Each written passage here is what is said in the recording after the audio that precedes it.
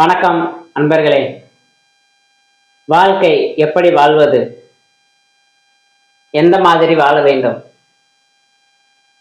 நாம் முதலில் மனிதனாக வாழ்வது எப்படி? நல்லவன், நல்ல மனிதன் அப்படி வாழ்வது எப்படி? வாழ்க்கை முறை எப்படி வாழ வேண்டும்? இந்த மாதிரி அன்பர்கள் என்ன, ஒரு அன்பர் ஆன்மீகத்துல ஈடுபட்டு கொண்டிருக்கிறவர், சாமி இந்த மாதிரி இருக்கு, இப்படி வாழணும், முதல்ல மனிதனை வாழணும், மனிதனுடைய எண்ணம் என்ன, மனிதனுடைய வாழ்க்கை முறை என்ன, அது எப்படி வாழ்வது அப்படிங்கிற மாதிரி கேட்கிறார். ஏன்னா இன்னைக்கு ஒரு மனிதனா மதிச்சு வாழக்கூடிய அமைப்புகள் இல்லை. பொண்ணும் பொருளும் வைத்திருந்தால் அவனுக்கென்று ஒரு மதிப்பு மரியாதைகள் இருக்கு. இதெல்லாம் போலி. உண்மையான மதிப்பு மரியாதைகள் அவனுக்கு கிடைப்பதில்லை. உண்மையான மதிப்பும் மரியாதையும் எது? தான் நல்லவன், தான் சரியானவன், என் நடத்தை சரியானது, என் எண்ணம் சரியானது, என் செயல் சரியானது. அப்படி யார் ஒருவன் வாழ்கிறானோ அவன்தான் நல்ல மனிதன். தன்னை தவிர மற்றவர்களுக்கு எந்த துன்பமும் எந்த பாவமும் வராத அளவிற்கு, எந்த கஷ்டங்களும் கொடுக்காத அளவிற்கு யார் ஒருவன் வாழ்கிறானோ அவன் நல்ல மனிதன். முதலில் நல்ல மனிதனாக வாழ வேண்டும். நீ பிறந்திருக்கிறாய், உன் தாய் தகப்பன் இருக்கிறார்கள், உன் உடன் பிறந்தவர்கள், உன் சித்தப்பா சித்தி, இப்படி அத்தை மாமன், இப்படி எல்லாம் உறவு முறைகளிலே இருப்பார்கள். உன்னை முதலில் சார்ந்து இருப்பவருக்கு நீ நல்லவனாக இரு.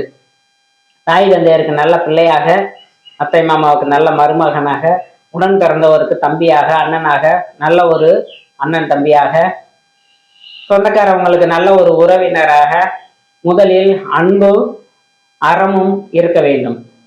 இந்த இரண்டும் செயலோடு செய்பவனுக்குத்தான் நல்ல ஒரு இணக்கம் வரும்.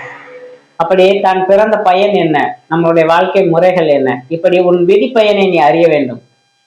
உனக்கு விதிக்கப்பட்ட விதி ஒன்று இருக்கிறது, வாழ்க்கை முறை, இப்படித்தான் வாழ வேண்டும், இந்த கடமைகளை செய்ய வேண்டும் என்று. அந்த கடமைகளை நாம் செய்ய வேண்டும். அப்படி செய்து வாழ்பவனு தான் நல்ல மனிதனாக வாழ முடியும். மனிதனின் இயல்பான குணங்களும் இயல்பான செயல்பாடுகளும் இருக்கு. அப்ப நமக்கு விதிக்கப்பட்ட விதி, இந்த உடலிலே நம்மளுடைய ஆன்மாக்கள் பிறவி எடுத்து இந்த உடலிலே புகுந்து இந்த செயல்களை செய்ய வேண்டும், இந்த செயல்களை இப்படித்தான் செய்ய வேண்டும் என்கின்ற விதி பயன்கள் உண்டு.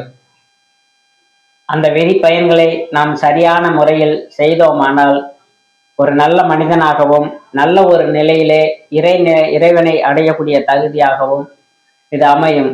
அறம், பொருள், இன்பம், இப்படி அறத்தை முதலில் எடுத்துக்கொண்டு பொருள் இன்பத்தை சேர்த்து வாழ்ந்து வருபவனுக்குத்தான் சிறப்புகள் அனைத்தும் வரும். முதலிலே மனிதனுக்கு நல்ல குணம், நல்ல எண்ணம், இது ரெண்டும் வேண்டும்.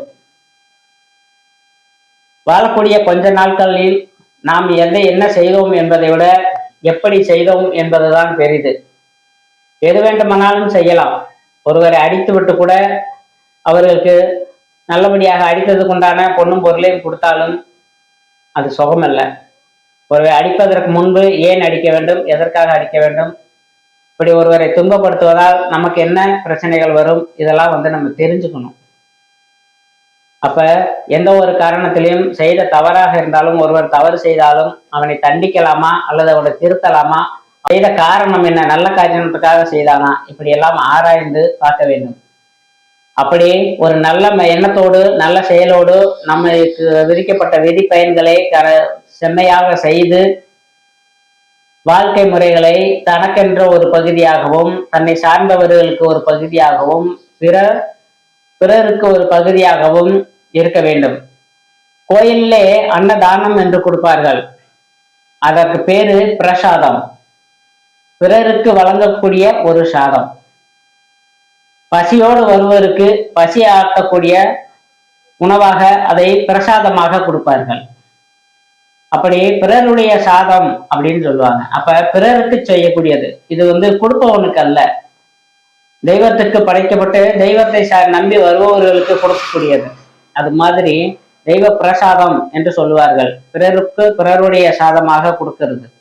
அப்ப தன்னுடையதாக இருந்தாலும் அதை பிறருக்கு கொடுப்பதால் தான் பிரசாதம் என்று சொல்வார்கள். அதுபோன்று தான் நல்ல மனிதனாக வாழ வேண்டுமானால் பிறரின் எண்ணங்களிலேயும், பிறர் தன் செயலை நீ செய்யும் செயலை பின்பற்றி நடப்பவர்கள் மற்றவர்கள் நடக்கும் நிலையிலும் நீ வாழ்ந்தால் உன்னை நல்ல மனிதன், நல்லவனாக இருப்பாய். இந்த பிரபஞ்சம் உன்னை ஏற்றுக்கொண்டு உனக்குண்டான வழிகளை கொடுக்கும். இந்த வீடியோக்கள்ல நல்ல பதிவுகளை பேசி உரையாடி அதை பதிவிடணும். 4 பேருக்கு தெரிஞ்சு அவங்க நல்ல முறையில வரணும். இறைவழினா என்ன, தான் முதல் யாரு, இதெல்லாம் அறிஞ்சு தெரிஞ்சுக்கணும். நல்ல நிலைகளை உணர்ந்து நடக்கணும். நாம் இன்றைக்கு ஒன்றை செய்தால் அது பின்பு நமக்கு நன்மையாக வருமா தீன்மையாக வருமா அப்படிங்கிறத ஆராய்ஞ்சு அதை செய்யணும். தெரியாமல் செய்து விட்டாலும் அதற்கு விமோச்சனம் தேடணும். இந்த செஞ்சதுக்கு உண்டான பாவத்தை நம்ம அனுபவிச்சாலும் அடுத்த ஒரு புண்ணியத்தை செய்து அந்த பாவத்திற்கான விமோச்சனங்களுக்கு தெரிவிக்கணும். அப்படியே நல்ல மனிதனாக வாழ்வதற்கு வழியாக எடுத்துக்கொண்டு வாழ வேண்டும். இறை தொண்டையும் தன் தொண்டையும் சிறப்பாக எவன் ஒருவன் செய்கிறானோ அவன் நல்ல ஒரு கதியை அடைவான். இந்த உலகம் அவனை ஏற்றுக்கொண்டு ஒரு நல்ல வாழ்க்கையை அவனுக்கு கொடுக்கும். இந்த காணொலியை காண்பது மட்டும் இல்லாம சப்ஸ்கிரைப் பண்ணுங்க, லைக் பண்ணுங்க, ஷேர் பண்ணுங்க. இந்த பிரம்மக்குடில் வாயிலாக நிறைய தொண்டுகள் செய்து வருகிறோம். அந்த தொண்டில் இணைந்து செய்ய விரும்புபவர்கள் இந்த கொடுக்கக்கூடிய நம்பருக்கு அழைத்து உங்களையும் இணைத்து கொண்டு நல்ல தொண்டுகளை இறைவனுடைய தொண்டாக ஏற்று செய்ய அன்போடு அழைக்கின்றோம். குருவே சரணம்.